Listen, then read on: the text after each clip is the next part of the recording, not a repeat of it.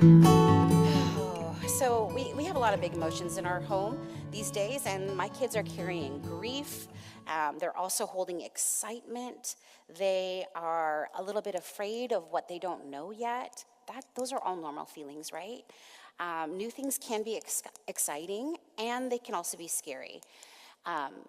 The old and the familiar can feel safe and comforting, I think, many reasons, but because it is known.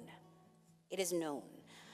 And I'm trying to hold the tension right now of all the feelings that are being felt, both the hard and negative emotions and the good and hopeful ones as well.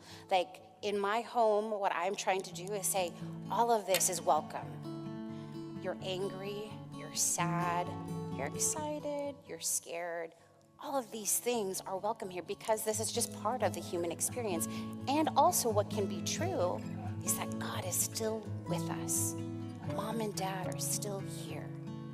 There is things that we can continue to rely on, right? I imagine that this might be part of what's happening for the Christian community that the author of Hebrews is addressing in this book. A reminder that the early church was experiencing persecution by the Roman Empire, and that many of those who came to believe in Jesus were beginning to think that stepping into the new faith was maybe just a little bit more costly than beneficial. There was excitement and fear, grief and uncertainty, right? Throughout the book of Hebrews, the author continually argues that stepping in faith and following Jesus was the best way to be the holy people of God. And while there is a departure from what was previously revealed and promised, there is also continuity. See, the Old Testament story, the story of God, it begins in creation, where humanity, we are told, Adam and Eve, were created in the image of God. But then we also tell the second part of the story where humanity broke that relationship with God through their disobedience, right? And then God calls a people to himself in and through Abraham and makes a covenant with Abraham. We heard a little bit about that last week, right?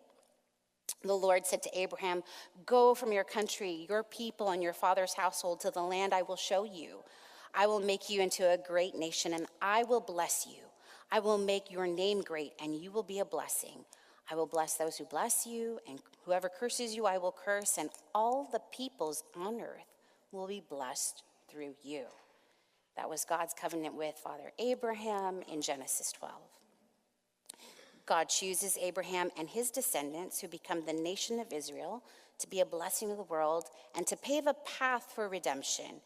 But this first covenant was unable to produce holiness and obedience in God's people. And so God promised a Messiah. God promised a Messiah who would come and who would liberate the people. But Hebrews tells us that Jesus is a high priest in the line of Melchizedek because Jesus is from the line of Judah, not Levi, right? So the people were like, wait. Our high priests come from Levi, but Jesus is in the line of Judah. And the author of Hebrews is saying, no, he's from an even more superior line, the line of Melchizedek. There is both continuity in the old system, but a renewed and better version of the roles and duties of the priest found in Jesus Christ. See, the priests were mediators between the people and God.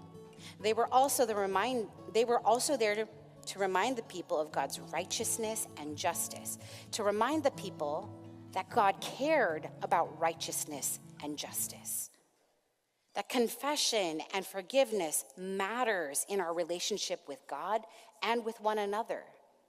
Now the main point, he just says this right here. Now the main point of what we're saying is this: we do have such a high priest who sat down at the right hand of the throne of majesty in heaven and who serves in the sanctuary, the true tabernacle set up by the Lord, not by a mere human being. The Bible introduces humanity as God's royal priests, ruling with God in Eden, a place full of life and abundance and God's blessing.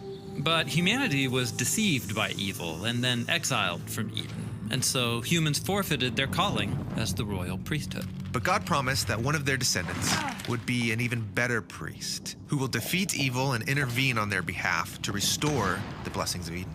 This descendant would be a royal priest, like Melchizedek, that Abraham met in Jerusalem, and also like Moses and the priestly figure he saw on Mount Sinai. This descendant will also be like David and the priest king that David called my Lord in Psalm 110. And all of these figures lead us to Jesus, the ultimate royal priest who suffered and died for a failed humanity so that they could be restored to their original calling as royal priests.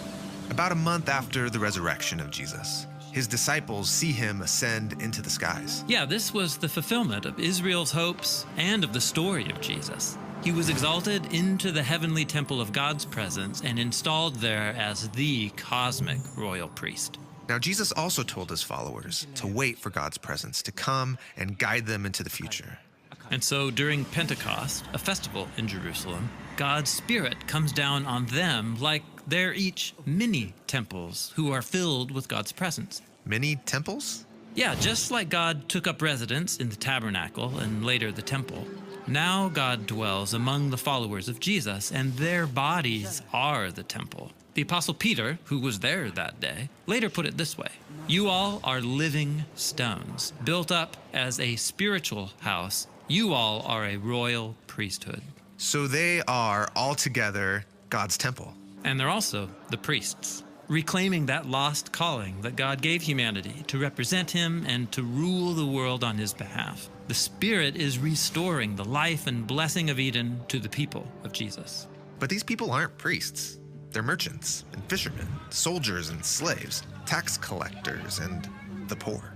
They work in the world and not in temples. And yet, they talked and behaved as if they were priests. They believed Jesus was the cosmic royal priest, ruling all of heaven and earth as his temple, and they saw themselves as an extension of Jesus here on earth.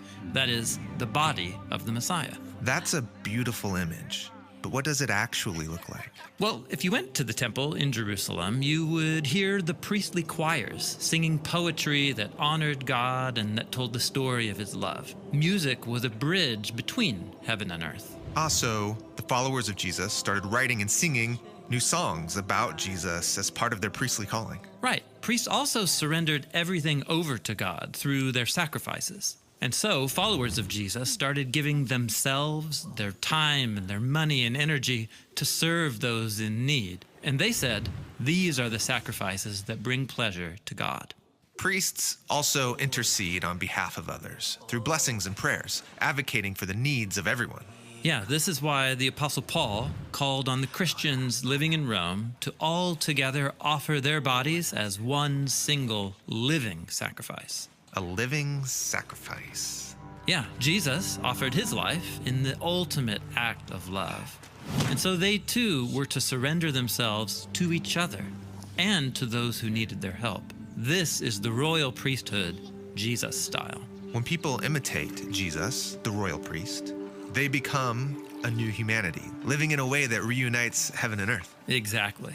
And now you can see how the whole Bible is one unified story about a royal priestly humanity that lost its way. But then how God promised to raise up a priest who would give his life to restore us. And then how the stories of Abraham and Moses and David all point forward to a promised priest king. And how this all led to Jesus, our great high priest, who suffered on our behalf to restore us to our calling. And so this is why, on the final pages of the Bible, there's a vision of a renewed and reunited heaven and earth with humans serving and ruling as God's royal priests forever.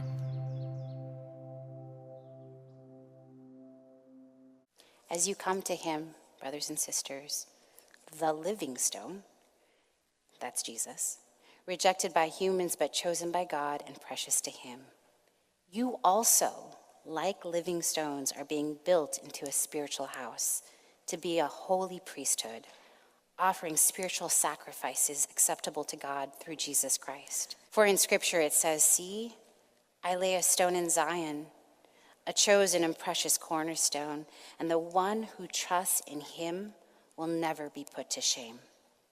Now to you who believe, this stone is precious, But to those who do not believe, the stone the builders rejected has become the cornerstone, and a stone that causes people to stumble and a rock that makes them fall. They stumble because they disobey the message, which is also what they were destined for. But you are a chosen people, a royal priesthood, a holy nation, God's special possession, that you may declare the praises of him who called you out of darkness into his wonderful light. Once you were not a people, but now you are the people of God. Once you had not received mercy, but now you have received mercy. This morning, the invitation is that we would continue to live into that identity as God's chosen people.